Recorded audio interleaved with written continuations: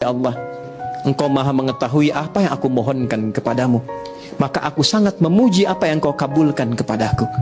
Ampuni aku ya Allah bila selama ini doa-doa yang aku panjatkan kepadamu belum terkabulkan, bukan karena kurangnya rahmatmu, tapi kurangnya kemampuanku untuk mensyukuri semua nikmat yang Kau berikan kepadaku. Ya Allah, Engkau maha mengetahui tentang hamba-Mu ini. Hamba mohon ampun, banyak yang kurang mampu hamba syukuri dari segala nikmat Kau berikan, dan kurang taubat kepadamu dari kesalahan yang hamba perbuat. Allah tahu kita capek, Allah tahu kita lelah, Allah tahu kita punya niat yang baik untuk apa yang sedang diusahakan. Allah tahu. Perbanyak sabarnya, perbanyak syukurnya. Semoga Allah nanti mudahkan jalannya. Hambaku, kamu harus bahagia.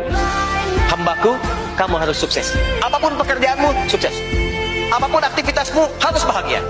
Harus senang, harus tenang. Falah. Kuncinya apa? Sholat. Siapa orang-orang yang mujahirun? Mujahirun artinya jahar. Dia menerangkan dosanya, dia memperlihatkan dosanya, dia mempertontonkan dosanya. Udah tahu maksiat dipertontonkan, udah tahu pacaran haram tapi diperlihatkan, supaya yang lain yang ada penyakit hatinya, tuh dia aja pacaran gak apa-apa. Ditambahin caption lagi, aku pacaran sudah 4 tahun, langgeng nih, alhamdulillah, berarti Allah ridho. Kullu ummati mu'afan illal mujahirun. Semua umatnya Rasulullah dimaafkan kecuali yang terang-terangan berbuat dosa. Nanti kena hadis ini loh, gak dimaafkan sama Allah. Apa yang Anda kumpulkan selama ini sampai lupa sholat? Harta kumpulkan, rumah makin luas, kendaraan banyak, bangga. Gak apa-apa. Kalau akhiratnya ada, bagus. Tapi kalau Anda tinggalkan akhirat demi mengumpulkan dunia, nanti kalau meninggalkan dunia yang dibawa apa? Kenapa kita masih hidup hari ini? Kenapa Allah masih semaikan nyawa dalam badan kita? Mengapa kita masih diizinkan melangkahkan kaki, menghayunkan tangan? Kenapa orang yang lebih sehat dari kita lebih dulu mati daripada kita? Kenapa orang yang lebih muda daripada kita lebih dulu meninggal daripada kita? Sesungguhnya Allah buat kita hidup karena dosa kita masih banyak. Allah sayang dengan kita, Dia tunggu kita bertobat. Sesungguhnya Allah buat kita hidup karena Allah tahu kita belum punya bekal yang banyak.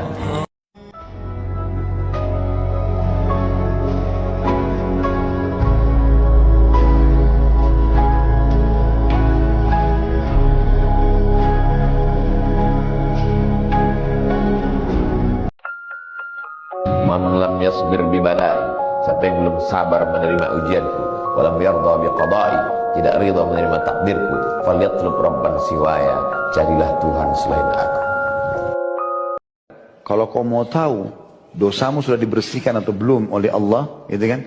Perhatikan bagaimana kepekaan kau terbangun di malam hari dan di waktu subuh.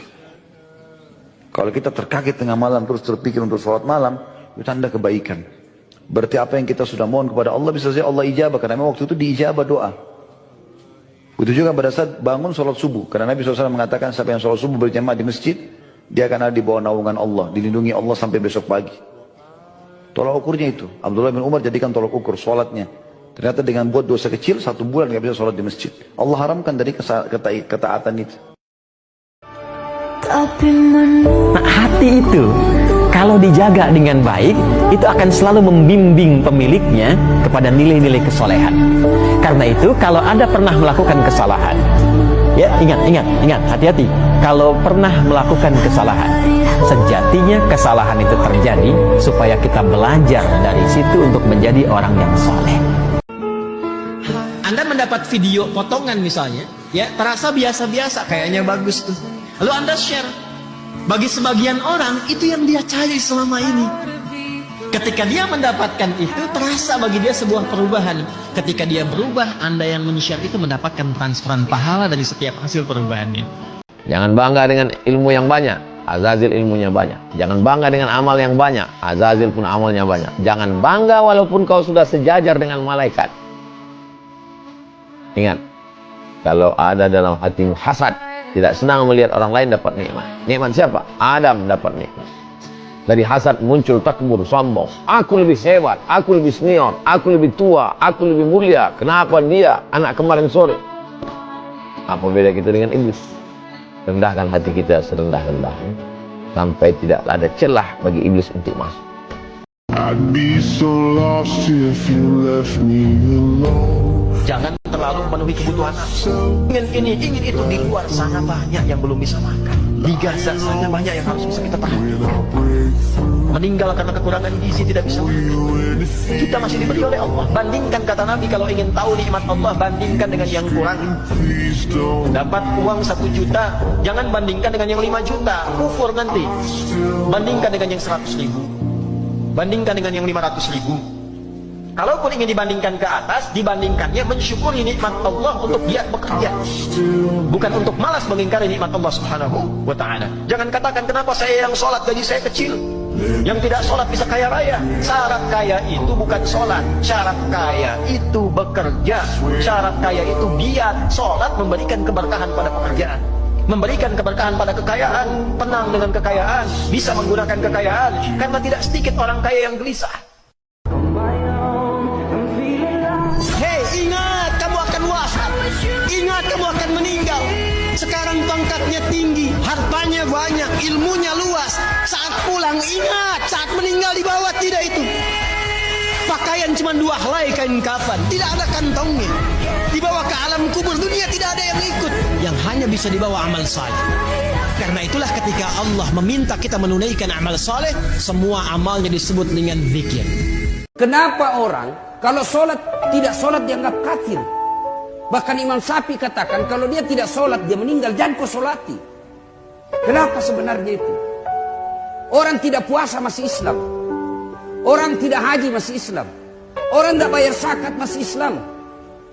Tapi ketika tidak sholat, kafir. Kenapa? Karena puncak penghambaan diri, deklarasi bahwa saya hamba, itulah sholat. Duduk sejenak. Sudah berapa lama aku hidup ini? Kalau aku mati nanti apa yang akan aku bawa menghadap Allah? Kawan-kawanku ini hanya teman tertawa. Setelah itu mereka pun akan pergi meninggalkan aku. Aku akan sendirian di liang lahat. Pernah ku pakai keningku ini untuk bersujud. Pernah ku pakai hartaku ini untuk bersedekah. Bangun di tengah malam itu menguatkan jiwa kita. Kata Allah kepada Nabi Muhammad SAW, Inna sanulqi alaika qawlan thaqila. Kami akan mengirimkan kepadamu kalimat yang berat. Kau akan menghadapi Abu Jahal, Abu Lahab. Kau akan menghadapi musuh-musuh orang munafik. Bagaimana menguatkannya?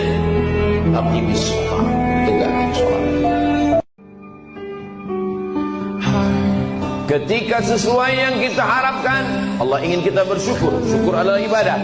Ketika tidak sesuai yang kita inginkan dengan kenyataan, Allah ingin kita bersabar. Dan sabar adalah ibadah tersempurna di antara semua ibadah. Maka Allah katakan, Innama yuwaffas sabiruna ajrahum bighairi hisab. Orang-orang yang sabar, balasannya paling sempurna, paling penuh, bighairi hisab, tidak dapat dihitung oleh hitungan manusia.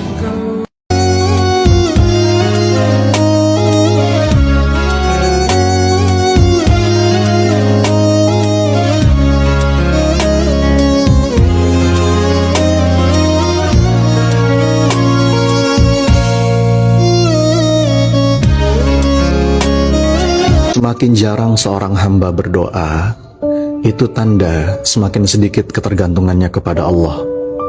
Padahal kata Nabi, untuk urusan seremeh apapun, sandal yang putus, garam di dapur, mengadulah kepada Allah. Tidak ada doa yang sia-sia. Doa itu pergi membawa harapan, dan dia akan kembali pada waktu yang paling tepat, membawa anugerah dalam bentuk yang paling indah, dan mengubah hidup kita pada titik yang paling baik.